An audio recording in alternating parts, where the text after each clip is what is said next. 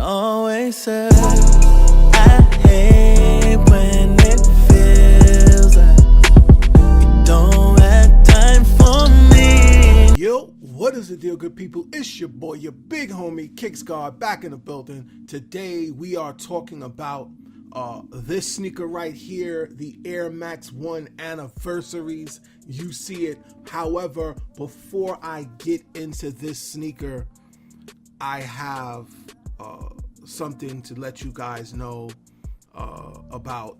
So I'm gonna put this down. First of all, you know, that whenever you guys are seeing this is now, I'm about 3 days past SneakerCon NYC.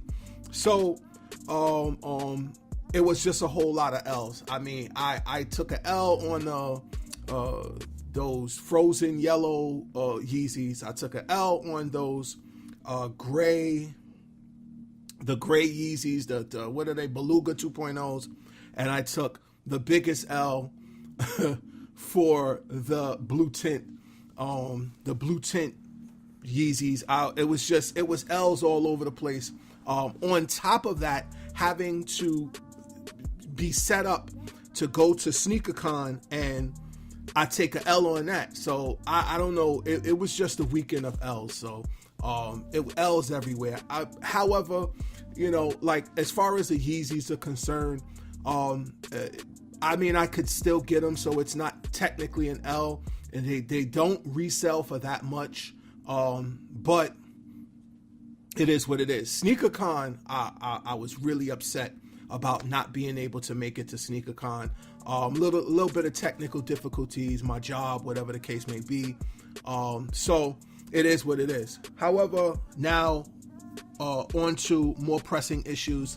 This joint right here, again, these are the anniversary editions to the Air Max 1, and this is in the navy. The name they're saying is the Dark Obsidian. So this is the Dark Obsidian Air Max 1. I mean, you guys have seen it. I'll briefly go over it real quick for you guys that may not have seen the last video on the Air Max 1 anniversaries. Do check it out if you have not already. So starting from the bottom, you have the hits of red right on the toe, that midfoot in black. This is the waffle, what they call waffle traction. That's what pretty much every running sneaker from Nike began with. This waffle, you know, the Nike Cortez had it, a few other sneakers had it, and you know, through evolution process, we have what we have now. You have that midfoot to the heel with the white, and within that white, you have the Nike Air in branding right up in there. You have the black hit right on the rear of the sneaker. Transitioning up, you have that white midsole with the white window or Air Max bubble. As previously described or noted, this features Air Max in the heel and not in the forefoot or the front of the sneaker. That's what pretty much Nike started off with, Air Max in the heel, and that's that. You have, again, white midsole, transitioning to that dark navy or that dark obsidian that wraps the sneaker right around there. You have the gray upper with the dark obsidian Nike check, white laces, nylon. This also comes with an additional pair of laces, and white cotton, that's flat laces. You have that Nike Air Max tag right on the tongue there. Nylon tongue. Back, you got that red Nike Air with the check in the back, and that's pretty much it. Footbed Nike Air, you see it, red and white. Again, it's a very plain Jane sneaker, but it's a dope. Listen, less is more. Less will always be more when you're trying to do whatever you want to do with the sneaker. You don't have to have your hype beast shit on all day, or your hype beast shit to do whatever it is that you want to do, and think that you're being cool or try to be cool. This is the sneaker that screams less is more. It's easy to be.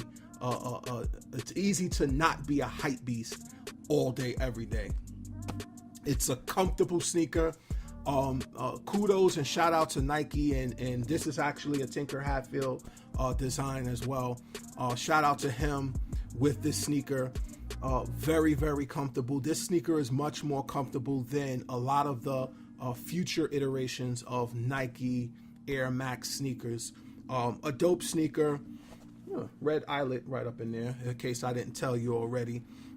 Again, yes, dope sneaker.